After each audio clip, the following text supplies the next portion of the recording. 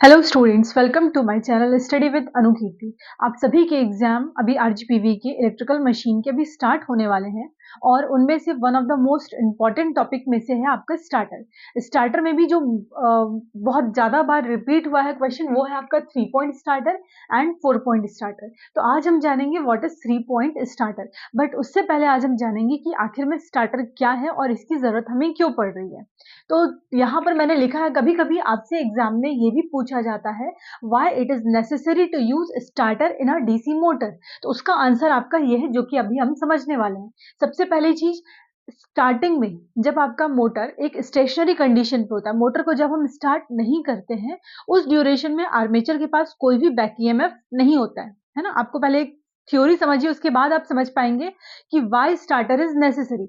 Stationery condition में आपका motor है, आर्मेचर के पास कोई भी आपका बैक ईएमएफ नहीं है ना। उस ड्यूरेशन में क्या होगा, आर्मेचर बहुत ज्यादा हैवी करंट ड्रॉ कर लेगा। जैसे ही हम मोटर को आपके जो मेन सप्लाई से कनेक्ट करते हैं, है ना, जैसे हम मेन सप्लाई से कनेक्ट करेंगे, आर्मेचर के पास कोई भी बैक ईएमएफ नहीं है, उस ड्यूरेशन में आर्मेचर बहुत ही हैवी करंट ड्रॉ करेगा। तो वो जो इनिशियली जो स्टार्टिंग करंट बहुत हाई होता है, उसको कम करने के लिए हम किसका यूज करते हैं, स्टार्टर का।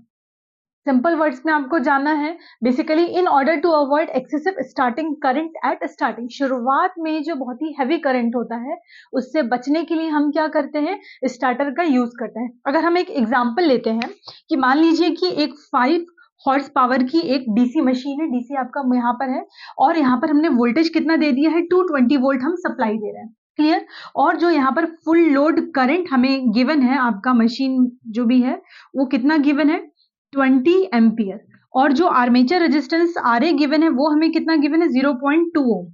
ये हमें मान लीजिए कि एक डेटा गिवन है, हमें निकालना है कि क्या है। अगर आप इसको सॉल्व करेंगे, अगर आप यहाँ से करंट निकालेंगे, आइए आर्मेचर करंट निकालते हैं, which is equal to V upon में आर ए। तो यहाँ पर क्या हो जाएगा, 220 अपॉन में 0 point, this is the full load current. हमें यहाँ से आर्मेचर करंट निकालना है, formula by using Ohm's law, V upon में आर ए। तो यहाँ पर आप देखेंगे करीबन आपका कितना आ जाएगा, ये आ गया आपका 220 अपॉन में 2 विच इज 1100, विच इज बहुत ज्यादा है आपका, है ना। ये जो करंट है आपका फुल लोड करंट से बहुत मल्टीपल टाइम्स ज्यादा है। तो बेसिकली अगर आपके मशीन में स्टार्टिंग में अगर हैवी करंट आता है, उस वजह से आपका जो आर्मेचर है वो ओवरहीट होता है। ओवरहीट होने के कारण वो बर्न आउट हो जाता है, आर्मेचर आपका जल जाता है। इसीलिए हम स्टार्टर का यूज करते हैं। तो पहला पॉइंट आप माइंड में बिल्कुल क्लियर रखिएगा, in order to avoid excessive current, हमें इनिशियली जो बहुत ज्यादा करंट होता है उसको अवॉइड करने के लिए हम स्टार्टर यूज करते हैं। स्टार्टिंग में अगर करंट ज्यादा होगा, आर्मेचर आपका टेम्परेचर राइज होगा, ओवरहीट होगा, आर्मेचर आपका जल जाएगा। आर्मेचर तो जलेगा ही, बट जो कम्यूटेटर और ब्रश है उस पर भी आपके इफेक्ट्स आएंगे। तो ये भी एक डिसएडवांटेज है अगर इनिशियली आपको मशीन में हाई करंट मिलता है। अब सेकंड देखते हैं कि स्टार्टर आखिर में है क्या। तो बेसिकली स्टार्टर में हम एक वेरिएबल रेजिस्टेंस को सीरीज में जोड़ते हैं आर्मेचर के साथ।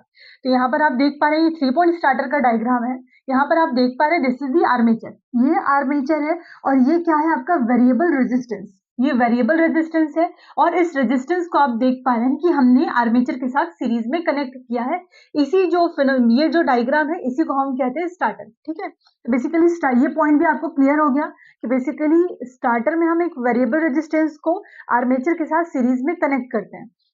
अब बात करते हैं कि इसको हम कब हटाएंगे, ये स्टार्टर क्या पूरे मशीन में लगा रहता है, नहीं। अभी हमने थोड़ी देर पहले जाना कि जब आपका मशीन स्टेशनरी पोजीशन पे होता है तो आर्मेचर के पास कोई भी बैक ईएमएफ नहीं होता है, और आपका जैसे हम उसको स्विच ऑन करते हैं मेन सप्लाई से, तो आपका वहां पर बहुत ही हैवी करंट ड्रॉ होता है। बट जैसे ही धीरे धीरे आपका मोटर स्पीड पिकअप करेगा, स्पीड जैसे ही आपका मोटर पिकअप करेगा, तो यहाँ पर क्या होगा, आपका बैक ईएमएफ भी बढ़ेगा। जो अभी प्रीवियस वीडियो में हमने न्यूमेरिकल भी किया था, हमने जाना था वहां पर जो डीसी मोटर का आपका स्पीड का इक्वेशन होता है, speed is directly proportional to E B, that is back EMF. अब जैसे आपका मोटर स्पीड गेन करेगा, आपका यहाँ से बैक ईएमएफ भी बढ़ेगा, और जैसे जैसे आपका बैक ईएमएफ बढ़ते जाएगा धीरे धीरे करके, एकदम से नहीं, ग्रेजुअली, दैट मीन्स धीरे धीरे, वन बाय वन हम यहाँ पर जो आपके सीरीज में वेरिएबल रेजिस्टेंस कनेक्टेड है उसको हम हटाते जाएंगे। क्लियर? अब ये सीरीज में जो रेजिस्टेंस ये कंप्लीटली कट आउट हो जाता है जैसे ही आपका मशीन फुल लोड स्पीड पे आ जाती है। जैसे ही स्पीड अपना full load normal speed attain किया, हम ये रेजिस्टेंस को पूरी तरह से मशीन से कट आउट कर देते हैं। क्लियर? अब स्टार्टर की मदद से क्या होता है, तो जो स्टार्टिंग का करंट होता है उसको हम, this data is very important, 1.25 to 2 times जो आपका स्टार्टिंग करंट होता है, स्टार्टर उसको रिड्यूस कर देता है फुल लोड करंट से। क्लियर है यहाँ पर? अभी हमने जाना कि आखिर में क्यों जरूरत पड़ी हमें स्टार्टर की। अब हम जानते हैं 3 पॉइंट स्टार्टर के बारे में। 3 पॉइंट स्टार्टर, ये आप देख पा रहे हैं डायग्राम। इस अगर डायग्राम को हम देखेंगे तो ये आपको भले कॉम्प्लिकेटेड दिखता है बट इसको बनाना बहुत ही इजी है ना।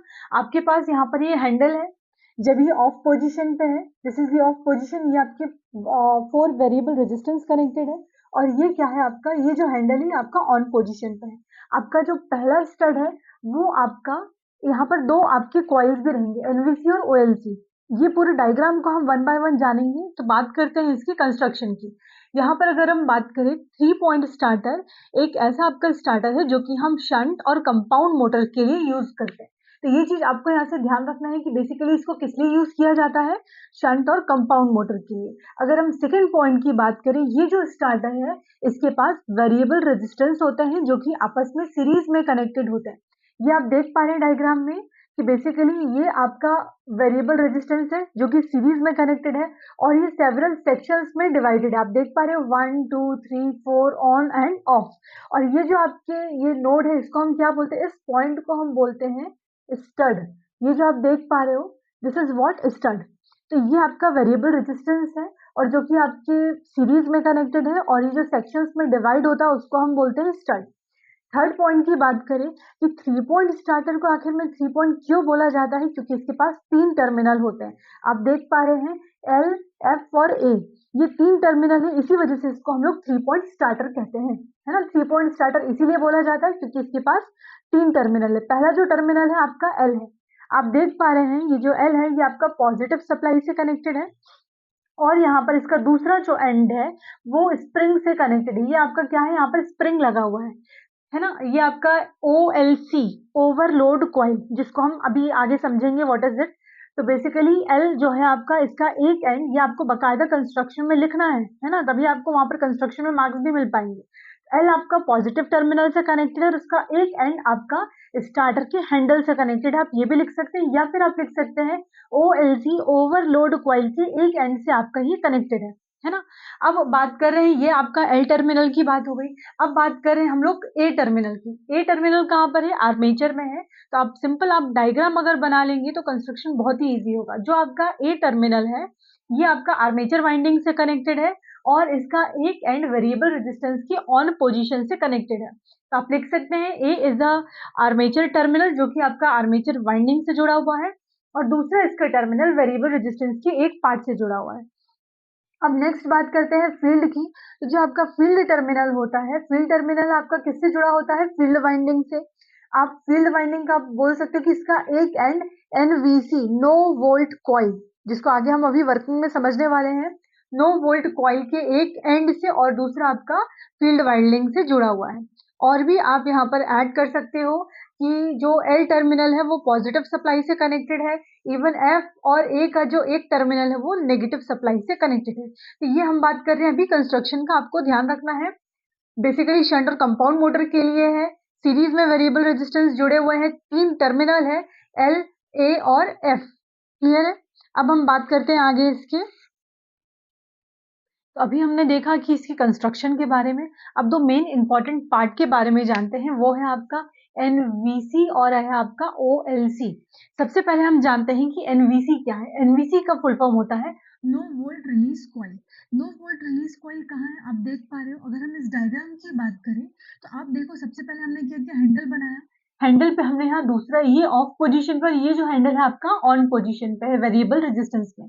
अब NVC का काम क्या है, ये हैंडल पे एक सॉफ्ट आयरन मटेरियल यहाँ पर लगा हुआ है ना। अब धीरे धीरे करके हम जो हैंडल है वो पहले 1 पेज 2 पेज 3 पे ऐसे वो वेरी करेगा। और एनवीसी क्या करता है, इस हैंडल को इस पोजीशन पे होल्ड करने में मदद करता है। अदरवाइज ये होल्ड नहीं करेगा तो ये यहाँ पर नहीं आ पाएगा। तो बेसिकली एनवीसी का काम क्या है, इसको होल्ड करके रखना ऑन पोजीशन पे, या जिस भी स्टड में है, 3 में है, 4 पे है। एक पहला ये काम हो गया। और अगर मान लीजिए दूसरा काम क्या है, अगर यहाँ पर आपका 4 स्टड पे है या 5 पे है और उसी ड्यूरेशन में सप्लाई आपकी चली गई है, तो क्या होगा, यहीं पर आपका स्टड रह जाएगा। और जैसी सप्लाई आएगा तो आपका जो आर्मेचर है, ये आर्मेचर से आपका ये कनेक्टेड है ना। और जैसे ही आपका सप्लाई आएगा तो आपका ओमिक लॉसेस वहां बढ़ जाएगा, डायरेक्टली आपका हैवी करंट वहां ड्रॉ करने लगेगा। तो इसी वजह से एनवीसी क्या करता है, जैसे ही आपका सप्लाई चलेगा, इसको नॉर्मली ये ऑफ पोजीशन पे पहुंचा देता है। तो पहला काम आपको ध्यान रखना है कि ये हैंडल को होल्ड करके रखता है। दूसरा कि अगर आपका सप्लाई फेल हो जाए तो ये आर्मेचर को डायरेक्टली सप्लाई मेन से कनेक्ट होने से रोकता है। अब बात करें सेकेंड पॉइंट की, जो कि है आपका ओएलसी। ओएलसी को हम कहते हैं overload release coil. Overload release coil क्या होता है, this is the overload release coil. यहाँ पर दो ही कॉइल है आपकी, एक है आपका एनवीसी और दूसरा है आपका ओएलसी। ओएलसी क्या होता है आपका, ओवरलोड रिलीज कॉइल। क्लियर है। अब ये क्या काम करता है, नाम से ही समझ में आ रहा है कहीं ना कहीं। अगर मोटर में कभी ओवरलोड की कंडीशन आती है या कभी इस पे कोई फॉल्ट आता है, उस ड्यूरेशन में क्या होता है, आपका मोटर में ओमिक लॉसेस बढ़ जाता है। ओमिक लॉसेस बढ़ेगा तो कहीं ना कहीं इससे मोटर आपका लार्ज करंट आपका ड्रॉ करने लगेगा, हीटिंग इफेक्ट होगा, हीटिंग इफेक्ट लार्ज करंट आपका ड्रॉ करेगा। तो बेसिकली ये ओएलसी आपके मोटर को बचाता है, ताकि मोटर आपका ओवरलोडेड ना हो, फॉल्ट की कंडीशन पे ज्यादा करंट ड्रॉ करके आपका कहीं पूरा आपका ये सिस्टम जल ना जाए, बर्नआउट ना हो जाए। तो बेसिकली ओवरलोड कॉइल जो होता है प्रोटेक्ट करता है आपका स्टार्टर को। एनवीसी क्या करता है, आर्मेचर को डायरेक्टली सप्लाई मेन से कनेक्ट होने पे रोकता है और ये कॉइल को ऑफ पोजीशन पे पहुंचा देता है, जो स्टार्टर का हैंडल है ना। अब बात करते हैं हम लोग यहाँ पर आगे इसकी वर्किंग की। तो इसकी वर्किंग के बारे में हम लोग जानते हैं कि वर्किंग बेसिकली क्या है। ये देखिएगा आप यहाँ पर, इसका सबसे पहले हम जैसे ही डीसी सप्लाई को यहाँ पर ऑन करेंगे तो आपका जो हैंडल है वो ऑफ पोजीशन पर ही रहेगा, है ना। जैसे ही हम ऑन करते हैं, हैंडल कहाँ रहेगा आपका, ऑफ पोजीशन पे। और वो धीरे धीरे ग्रेजुअली आपका एक स्टड से दूसरे, तीसरे, चौथे और ये ऑन पोजीशन पे मूव करेगा। तो सबसे पहला आपका स्टेप क्या रहेगा, सबसे पहले जैसे ही आप डीसी सप्लाई देते हैं, स्टार्ट करते हैं, आपका जो हैंडल है वो ऑफ पोजीशन पे रहता है और हैंडल धीरे धीरे आपका करके स्टड 1 से लेके स्टड 5 तक मूव करता है। क्लियर है। और यहाँ पर आपका बेसिकली क्या है, द सेकेंड पॉइंट को अगर हम बात करें, the handle is now move to stud 1, the shunt field winding is connected across the supply. जैसे ही आपका ये हैंडल ये स्टड 1 पे आके कनेक्ट होगा, वैसे ही आपका शंट फील्ड वाइंडिंग यहाँ पर सप्लाई से आपका कनेक्ट हो जाएगा। क्लियर है। शंट फील्ड वाइंडिंग अगर कनेक्ट होगा तो क्या होगा, ध्यान दीजिएगा यहाँ पर। सबसे पहले यहाँ एनवीसी जुड़ा हुआ है। Clear, this is what NVC. और एनवीसी का एक स्टड का कनेक्शन किससे है, आप देख पा रहे हैं, शंट फील्ड वाइंडिंग से है। यही इसको एनर्जी देता है ताकि जो मैग्नेटिक फील्ड डेवलप होगा, ये जो सॉफ्ट आयरन रखा यहाँ पर है इस हैंडल पे, इसको ये होल्ड करके रखेगा। अगर स्टड 1 में है तो ये एनवीसी क्या करेगा, एनर्जाइज होगा by using shunt field winding, और ये हैंडल को जिस भी स्टड पे रहेगा वहां पर ये इसको होल्ड करके रखेगा, एनर्जाइज करके रखेगा। क्लियर है। तो बेसिकली जैसे ही एक स्टड पे आए, ये आपका सीधे शंट फील्ड वाइंडिंग आपका कनेक्ट हो जाता है। थर्ड पॉइंट की बात करें, जैसे ही आपका ये जो हैंडल है ये आपका ऑन पोजीशन पे अगर जैसे ही आएगा, फिफ्थ पोजीशन पे आएगा, ये पूरा का पूरा वेरिएबल रेजिस्टेंस कट आउट हो जाएगा आपकी मशीन से, है ना। तो बेसिकली इसका मेन ऑब्जेक्टिव क्या था, जैसे ही आपका डीसी मशीन, डीसी मोटर आपका फुल स्पीड अटेंड कर लेता है, वैसे ही हम इस वेरिएबल रेजिस्टेंस को कट आउट कर देते हैं। तो यही सिंपल से इसका वर्किंग है। इस वर्किंग में आपको ध्यान रखना है, एनवीसी को भी एक्सप्लेन करना है, ओएलसी को भी आपको यहाँ पर एक्सप्लेन करना है। अगेन मैं एक शॉर्ट रिवीजन दे देती हूँ। एनवीसी बेसिकली क्या है, ये आपका इस हैंडल को होल्ड करके रखता है ना। ये यहाँ से जो मैग्नेटिक फील्ड डेवलप होती है, ये इसको हर एक स्टड पे होल्ड करके रखेगा। अदरवाइज ये होल्ड नहीं करेगा तो जैसे ही आपका मान लीजिए अभी अपना हैंडल यहाँ पर है फोर्थ पोजीशन पे और आपका लाइट कट आउट हो गया है, हैंडल तो यही रहेगा, बट ये जो एनवीसी क्या करेगा, इसको धीरे-धीरे डी-एनर्जाइज़ करके ऑफ पोज़ीशन पे ला देगा। अदरवाइज़ ये देखिए आपका जो वेरिएबल रेजिस्टेंस ये आर्मेचर से कनेक्टेड है। अगर ये यहाँ कनेक्ट रह जाएगा और सडन में लाइट आ गई, तो जो आपका मशीन है वो एक्सेसिव करंट ड्रॉ करेगा, जिस वजह से आपका मोटर डैमेज हो सकता है ना? अब बात कर रहे हैं ओएलसी का, that is overload release coil. ये भी आपको वर्किंग में अगेन एक्सप्लेन करना है। ओएलसी जो कि आपको मशीन को ओवरलोडेड होने से बचाता है। अगर मशीन आपका ओवरलोडेड होगा तो वो लार्ज करंट ड्रॉ करेगा, और अगर लार्ज करंट ड्रॉ करेगा तो वहाँ पर आपके लॉसेस भी आएँगे। अगर ये ओवरलोडेड हो गया, एनवीसी आपका शॉर्ट सर्किट यहाँ पर हो जाएगा, है ना? तो ये आपको ध्यान रखना है। और इसके अब ड्रॉबैक की बात करते हैं कि आखिर में क्या ड्रॉबैक है। सबसे बड़ा इसका ड्रॉबैक है, ये जो नो वोल्ट रिलीज कॉइल है, ये आपका शंट फील्ड से कनेक्टेड है। नो वोल्ट जो कॉइल आपका शंट फील्ड से अगर कनेक्टेड है, तो इससे क्या डिसएडवांटेज है? अगर मान लीजिए कि हम स्पीड कंट्रोल कर रहे हैं, फील्ड रेगुलेटर के थ्रू अगर स्पीड कंट्रोल हो रहा है और आपका मान लीजिए कि शंट फील्ड थोड़ा-सा वीक हो गया। अगर ये वीक होगा तो यहाँ पर भी आपकी एनर्जी वीक हो जाएगी, मैग्नेटिक फील्ड बहुत ही कम रेंज का आपका डेवलप होगा, तो ये इस हैंडल को हर एक स्टड पे होल्ड करने के लिए ये सक्षम नहीं होगा, है ना? इसीलिए सबसे बड़ा डिसएडवांटेज है, एनवीसी आपका शंट फील्ड वाइंडिंग से जुड़ा हुआ है। अगर हम स्पीड कंट्रोल करते हैं थ्रू फील्ड रेगुलेटर और आपका शंट फील्ड करंट अगर जरा सा कमजोर हुआ, एनवीसी यहाँ पर होल्ड नहीं कर पाया और हमें जब जरूरत नहीं है, ये हैंडल आपका ऑफ पोजीशन पे मूव कर जाएगा। अब इस ड्रॉबैक को हमने कैसे कम किया है? By using 4 point starter. Clear है? अब इस डायग्राम को देखते हैं हम लोग कि इसको कितनी इजीली बनाया जा सकता है। तो आप देखिएगा ये रेड से बना हुआ है। सबसे पहले आप यहाँ पर स्प्रिंग फॉर्म करेंगे। इस स्प्रिंग से आप एक हैंडल ड्रॉ करेंगे। क्लियर है? इस हैंडल में एक सॉफ्ट आयरन मटेरियल बना हुआ है और यहाँ पर आप एक 4 वेरिएबल रेजिस्टेंस को बनाएंगे। 1 2 3 4 5 स्टड्स होंगे और आपके 4 रेजिस्टेंस होंगे। तो यहाँ पर ऑफ पोजीशन और ये आपका हैंडल एक और रहेगा जो कि आपका ऑन पोजीशन पे रहेगा। क्लियर है? देन आप जो ड्रॉ करोगे वो आपका एनवीसी होगा और ये आपका ओएलसी होगा। ओएलसी का एक टर्मिनल एक स्प्रिंग से कनेक्टेड होगा और इसका एक टर्मिनल एल से कनेक्टेड है। क्लियर? अब अगर हम बात करें इस एनवीसी का, तो इसका एक जो तरफ रहेगा आपका, वो आपका फील्ड वाइंडिंग से जुड़ा हुआ है और इसका एक जो टर्मिनल है वो आपका स्टड 1 से कनेक्टेड है। यहाँ तक डायग्राम आपको क्लियर हो गया। अब हम बात करते हैं इसके जो ऑन पोजीशन है, ये आपका किससे जुड़ा हुआ है? आर्मेचर सर्किट से। तो फील्ड टर्मिनल और आर्मेचर टर्मिनल का एक वाइंडिंग आपका नेगेटिव सप्लाई से जुड़ा हुआ है। इतना क्लियर हो गया। अब ये पूरा डायग्राम बन गया, बचा क्या? आपका ये जो लीवर है यहाँ पर, क्लियर है? जो होल्डिंग पोजीशन, ये आप देखिए यहाँ पर ये एल शेप में, उल्टा एल शेप में बना हुआ है और एनवीसी के जो दोनों टर्मिनल है इसके यहाँ पर जुड़े हुए हैं। डायग्राम आपका कंप्लीट है, बहुत ही ईजी है। तो ये क्वेश्चन बहुत ही one of the most important question में से एक है। आप इसको जरूर पूरा पूरा कीजिएगा। नेक्स्ट वीडियो में हम 4 पॉइंट स्टार्टर की ओर देखेंगे। Thank you.